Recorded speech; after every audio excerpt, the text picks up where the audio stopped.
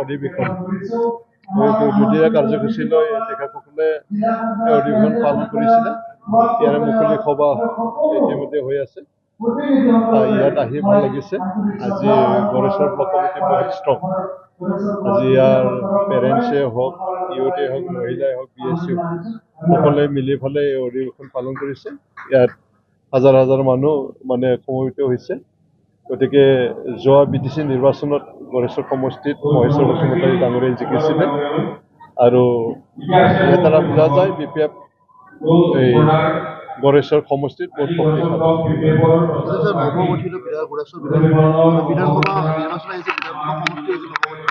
গতিকে বহুতো প্ৰাৰ্থী ওলাইছে, এই ক্ষেত্ৰত আপোনাৰ BPF দলৰ পৰা কি বিচাৰিব যে আপোনালোকে পাৰ্টি দিব নিদিব, কেনেকুৱা ধৰণৰ আগবাঢ়িব?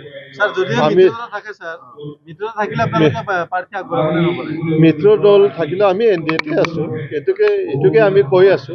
গড়েশ্বৰ সমষ্টিৰ ভিতৰত আজি 3টা কাউন্সিল সমষ্টি আছে। গড়েশ্বৰ নতুন যিটো 44 গড়েশ্বৰ বিধানসভা সমষ্টি, তাৰ ভিতৰত আজি BTC 3টা কাউন্সিলৰ সমষ্টি আছে। যেনেকে গড়েশ্বৰ সমষ্টিত আমি জিকিছো, শুক্লাই চেৰফাং সমষ্টিত আমি জিকিছো আৰু নাগৰজুলি সমষ্টিত আমি জিকা নাই, তাত BJP জিকিছে। গতিকে 3টাৰ ভিতৰত BPF 2টা সমষ্টিত জিকিছে। ইয়াৰ কাৰণে আমি দাবী কৰিছো গড়েশ্বৰ সমষ্টি BPF দলৰ হ'ব লাগে। তামোলপুৰ সমষ্টিও আছে। এইটো আমি কৈছো, আমি যিহেতু গড়েশ্বৰ সমষ্টিবাসী, গতিকে গড়েশ্বৰ সমষ্টি হিচাপে মই কৈ আছো গড়েশ্বৰত BPF দলৰ কেণ্ডিডেট থাকিব। কিমান শক্তিশালী BPF দল আজি? BPF দলৰ বহুত শক্তিশালী। আপোনালোকে BTC ৰিজাল্ট তাতে 40টাৰ ভিতৰত 28টা সমষ্টিত BPF দল জিকিছে। আগ্ৰামা মহিলাৰী ডাঙৰীয়াৰ বলিষ্ঠ নেতৃত্বত আজি BTC-বাসী BPF মুখী হৈ আছে। স্যাৰ কোকৰাঝাৰ কেইবাদিনৰ অন্তত আজি ইণ্টাৰনেট সেৱা আজি দিয়া হৈছে আৰু সেই হিংসাত্মক ঘটনাৰ বিষয়ে কি ক'ব? হয়, যিটো হৈছে এইটো ইনচিডেণ্ট দুৰ্ভাগ্যজনক বুলি মই ক'ব লাগিব। কাৰণ আজি ইয়াত হয় সকলো জাতিৰ মাজত দুষ্কৃতিকাৰী থাকে। যেনেকৈ আদিবাসীৰ মানুহতো বেয়া মানুহ থাকে, বড়োবিলাকৰ ভিতৰতো বেয়া মানুহ থাকে কিছুমান, ঠিক তেনেকৈ বিভিন্ন জাতিৰ মাজতো বেয়া মানুহ থাকিব পাৰে। সেই সকলৰ কাৰণে আজি আমাৰ মাজত ব্যাঘাত জন্মায়। গতিকে আমাক BTC-বাসী হিচাপে আমি সকলোৱে এক হৈ থাকি পেলাই আমাক শান্তি লাগে, আমাক উন্নয়ন লাগে। আৰু সেই BTC-ত আমি সকলো জাতি ভাষা-ভাষী মানুহ আমি একেলগে থাকিবই লাগিব। যিমান গণ্ডগোল হ'লেও ৰাষ্ট্ৰত আকৌ আমি আলোচনাৰ মাজেদি শান্তি কমিটি গঠন কৰি আমি একেলগে থাকে, এই ধৰণৰ কথা। গতিকে একেখন ৰাস্তাইদি আমি খোজকাঢ়িব লাগিব, একেখন বজাৰত আমি যাব লাগিব, একেখন স্কুলত আমাৰ ল'ৰা ছোৱালী পঢ়িব লাগিব, একেখন মেডিকেলত সকলো মানুহে চিকিৎসা ল'বলৈ যাব লাগিব। গতিকে সেইখিনি যদি লাগে তেতিয়া আমাৰ মাজত একতা শান্তি আমাক লাগিব। এইটোকে আমি আহ্বান জনাইছো। স্যাৰ যেহেতু আজি ইণ্টাৰনেট সেৱা দিয়া হৈছে কোকৰাঝাৰ তাৰিখত, গতিকে কোকৰাঝাৰ তাৰিখবাসী কি আহ্বান জনাব? হয়, মই এইটোকে অনুৰোধ জনাইছো যে ইণ্টাৰনেট সেৱাটো হৈছে ল এণ্ড অৰ্ডাৰ চম্ভালিব নোৱাৰে। কাৰণে কিছুমান মানুহবিলাক নোহোৱা কথাবিলাকক কৈ পেলাই উচতনিমূলক ৰিল বনাই দিয়ে। এইবিলাক মিছা অপপ্ৰচাৰ বেছি হয় কাৰণে এইটো চৰকাৰে ইণ্টাৰনেট সেৱাটো বন্ধ কৰিছিল। আকৌ এতিয়া যিটো শান্তি আহিছে, ইয়াৰ কাৰণে আকৌ ইণ্টাৰনেট সেৱা বাহাল কৰি ৰাখিছে। গতিকে আহ্বান জনাইছো সকলোৱে যাতে শান্তিমুখী হওক।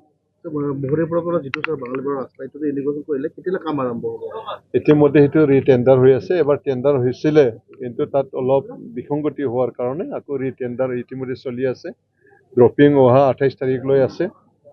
কেইদিনমান এক্সটেনশ্যন হ'ব আৰু সেই বক্স খোলাৰ পিছতে যোনে পায় তেখেতক এই কামটো কৰিবৰ কাৰণে দায়িত্ব দিব।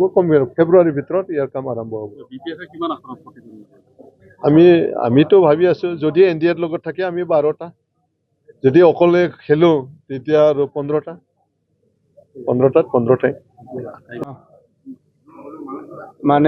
দুদিনীয়া কাৰ্যসূচী লৈ পেলাই গড়েশ্বৰ ব্লক BPF-ৰ 8ম বাৰ্ষিক অধিৱেশন আমি অনুষ্ঠিত কৰিছোঁ। আজি 76 দিন মুকলি সভাত আমি মুখ্য অতিথি হিচাপে ৰবিৰাম নাৰ্জাৰী EM এডুকেশ্যন তথা বিধায়ক পশ্চিম কোকৰাঝাৰক আমন্ত্ৰণ জনাইছিলোঁ। তেওঁ দেউতাকৰ হঠাতে মানে অসুখ হোৱাৰ কাৰণে উপস্থিত হ'ব নোৱাৰিলে। বাকী আমাৰ মালতী ৰাণী নাৰ্জাৰী বাইদেউ, PMBৰ মেম্বাৰ আৰু CSBৰ মেম্বাৰ বাইদেউ উপস্থিত হৈছে। গণেশ কছাৰী BTCৰ EM তেওঁ আমাৰ ইয়াত মুখ্য অতিথিৰ আসন গ্ৰহণ কৰিলে। মই তেখেত সকলোলৈ ধন্যবাদ জনাইছোঁ। আৰু আমি কেইবাটাও কমিটি ৰিচাফল কৰিছোঁ এই অধিৱেশনৰ জৰিয়তে, আৰু শক্তিশালী কমিটি হোৱা বুলি মই ধাৰণা কৰিছোঁ। দুই এটা প্ৰাইমাৰীত অলপমান এতিয়া ইলেকশ্যন জয় হ'লে চবেই বাবত থাকিব বিচাৰে, তেনেকুৱা অলপ হোৱাৰ বাদেই মানে প্ৰায় আমাৰ 10টা প্ৰাইমাৰী সুন্দৰকৈ মানে অধিৱেশন অনুষ্ঠিত কৰি শেষ কৰিছে। আৰু আমি ব্লক অধিৱেশনো সফলভাৱে ইয়াত আমি অনুষ্ঠিত কৰিছোঁ। তো সেইখিনিয়ে আমাৰ এই মূল অধিৱেশনৰ মূল কথা আছে। নিৰ্বাচন সমাগত বিধানসভা নিৰ্বাচন চৰ্চাত আপোনাৰো নাম আছে, কেনেদৰে আগবাঢ়িব ছাৰ? মোক দলীয় সতীৰ্থ বন্ধুসকলে বিধানসভা নিৰ্বাচনত অৱতীৰ্ণ হ'ব লাগে বুলি কৈছে। মই মানা কৰা নাই। যদি দলে টিকেট দিয়ে আৰু গড়েশ্বৰ সমষ্টিটো যদি BPF দলে পায় এলায়েন্সৰ মাজত, তেতিয়াহ'লে নিশ্চিতভাৱে বিধানসভা নিৰ্বাচনত অৱতীৰ্ণ হোৱাৰ প্ৰস্তুতি চলাই আছোঁ মই। স্যাৰ, BTC ইলেকশ্যন আৰু MLA ইলেকশ্যন দুটাই সুকীয়া বস্তু। এইফালে MLA ইলেকশ্যনত BPF-ক আঁকোৱালি ল'ব বুলি আপুনি বিশ্বাস কৰে?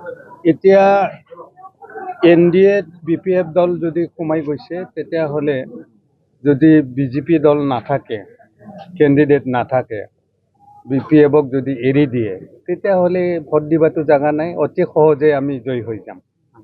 আমি ইতিমধ্যে 22,212টা কেইবাৰ আছে, BPF-ৰ আছে অকল গড়েশ্বৰতে। BJP দলৰ 19,000 আছে। মোটামুটি 41,000 ভোট BJP আৰু BPF-ৰ এই দুটা দলৰ মাজত আছে। আৰু তেনেকৈ শুক্লাই চেৰফাঙতো মোটামুটি 35,000ৰ পৰা 40ৰ ওচৰা-ওচৰি ভোট, 80,000 ভোট দুটা মানে BTC সমষ্টিক লৈ আছে।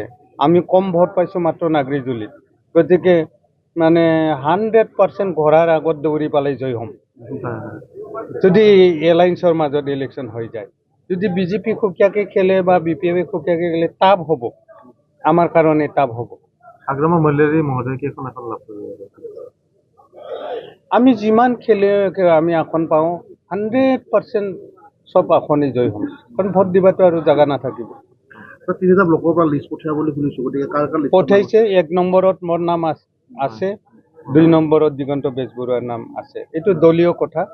3টা ব্লক কমিটি BPF-এ ইতিমধ্যে আলোচনা কৰি গড়েশ্বৰৰ LAC-টো BPF-এ ৰাখিব লাগে, আৰু কেণ্ডিডেটৰ ভিতৰত 1 নম্বৰত মোৰ নাম, 2 নম্বৰত দিগন্ত বেজবৰুৱাৰ নাম পঠোৱা বুলি ইতিমধ্যে মোক দলীয় কৰ্মকৰ্তাসকলে জনাইছে।